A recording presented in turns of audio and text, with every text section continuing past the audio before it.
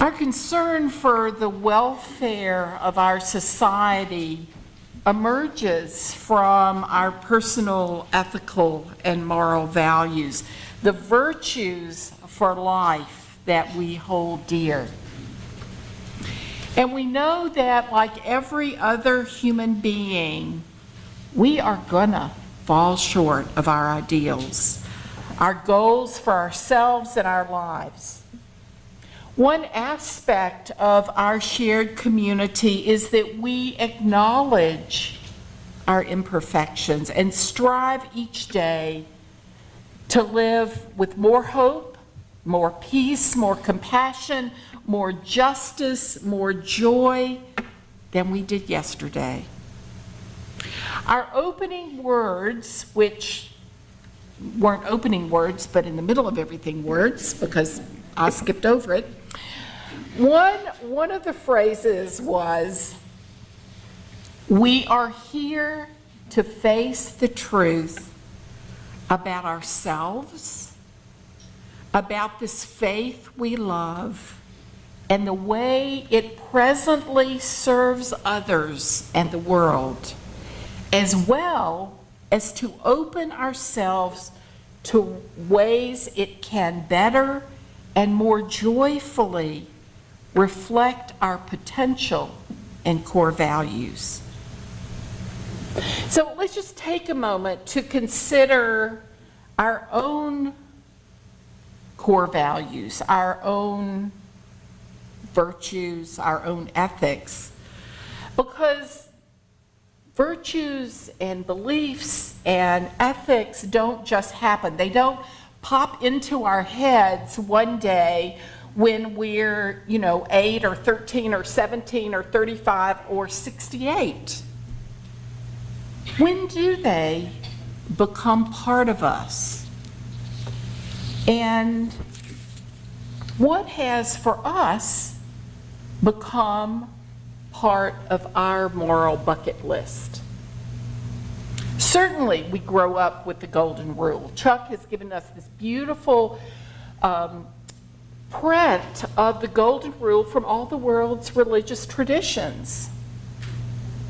Do unto others as you would have them do unto you. That is a core ethic. Most of us have, how many of us grew up having that repeated? Yeah. One of the ethical teachings that my grandfather taught me is that, and I'm sorry, he was a man of his age, a man's handshake is as good as his word. I also hear the other aspects of the moral code that he taught me growing up: kindness, fairness, compassion, honesty, service to others. So what are some of the values, some of the core ethical values that are essential to how you see yourselves? Fairness. Fairness? What are some other ones? Peacemaking. Peacemaking. Honesty. Honesty. Kindness. What? Kindness. Kindness. Generosity. Generosity. Compassion. Compassion. Respect. Empathy. Sounds like our UU principles and purposes, doesn't it? But these are values and ethics that shape how we live our lives, how we engage not only with our family members, but our friends.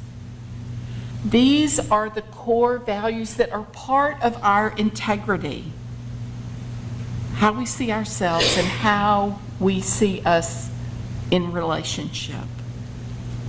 There's some other deeply held beliefs that we also need to embody as we participate in our community and in relationship with others.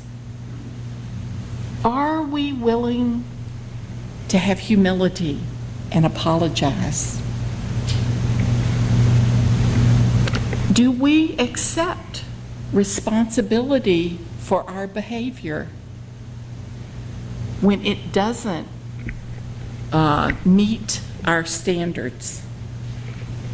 Are we willing to forgive others and then to just let go what happened and not carry a grudge or an agenda?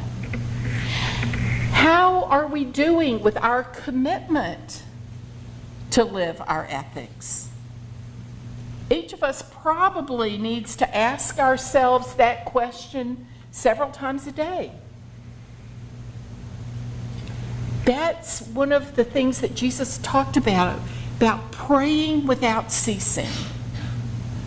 While Muslims pray 5 times a day, it's not like, oh, you got to do this 5 times a day. It's like, oh, I need to be brought back to my highest self, to be reminded what I need to be living in every moment. And we do that however we shape our personal spiritual practice, because we know we're going to fall short of the ideal of our integrity and our ethics.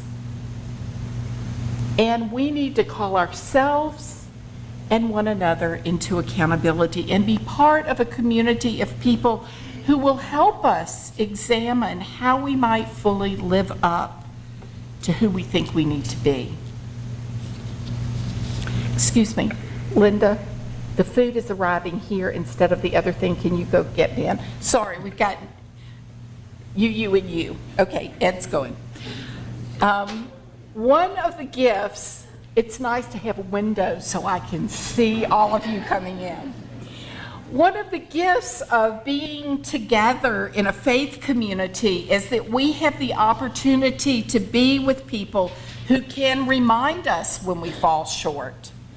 People with whom we can learn to return to the center of our deepest held beliefs.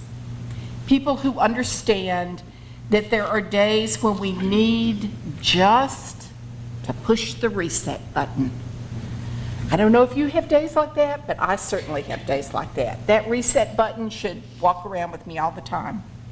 We come together not because we can believe anything we want to, but because each of us wants to continue honing and shaping what it means to be the best you, the best me that we can be. And, you know, there's a sense of relief knowing that we can indeed begin again in love. And still, we keep exploring, examining, reshaping many of our beliefs. This is our beloved community, and when we seek to live the beloved community together, we are challenged to live deliberately authentic, committed lives. Thoreau spoke of this when he said, "I went to the woods because I wished to live deliberately, to front only the essential facts of life and see if I could not learn what life had to teach, and not when I came to die to discover I had not lived." Here we are practicing what it means to live deliberately. So day by day, we will come eventually to the end of our lives and be at peace with a life well lived. I recently read a column by David Brooks entitled "The Moral Bucket List." Brooks, in reflecting on people he meets who seem to, we've all met those people, they seem to just exude an inner light. So Brooks believes these people who seem at peace with life also are clear about the ethics and the virtues by which they live. I imagine some of those virtues are the ones that we shared just a few minutes ago. Brooks reflects about the ethics and virtues of these people.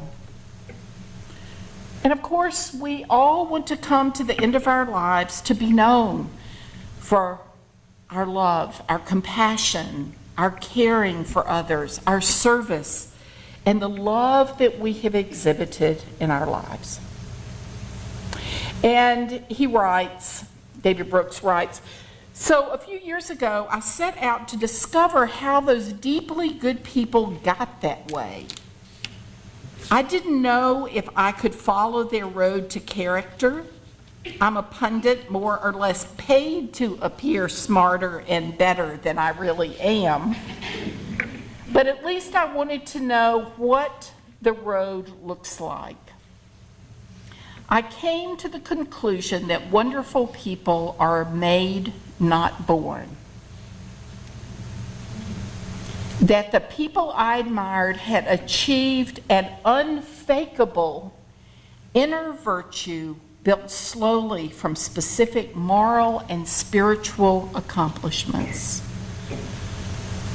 So together we are here helping make one another, teaching and learning together what it means to live fully.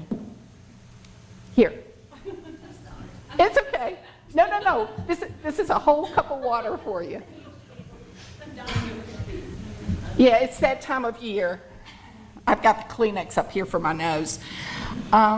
So together we search and explore and argue and laugh and love our way into a life that has meaning and integrity, understanding that each of us will stumble our way into a deeper life. David Brooks ends his reflections on the moral bucket list with these words. Remember, we're all stumblers. The stumbler does not build her life by being better than others, but by being better than she used to be. Unexpectedly, there are transcendent moments of deep tranquility. For most of their lives, the inner and outer ambitions are strong and in balance. But eventually, at moments of rare joy, career ambitions pause, the ego rests. The stumbler looks out at a picnic or a dinner or a valley and is overwhelmed by a feeling of limitless gratitude and acceptance of the fact that life has treated her much better than she deserves. And he ends it with, those are the people we want to be. We wish to be people who, out of gratitude for life and one another, we boldly claim the ethics and virtues that will help transform the world. Let us be those who help our society function from the highest values of the human family. And let us remind one another over and over that we are all connected and important, that no group of people or individuals deserve to be disrespected or their dignity taken away. Let us engage with life, understanding that none of us will be perfect. Most of us will stumble, doing the best we can. Sometimes we forget to reflect on what we are doing, that what we are doing is really in keeping with our highest values. We are a people who care deeply, who are generous and loving and compassionate, and there are times also when we need to be fed up with what we see around us. We are people who are willing to be both gentle and angry as we commit ourselves to the values that give our lives meaning.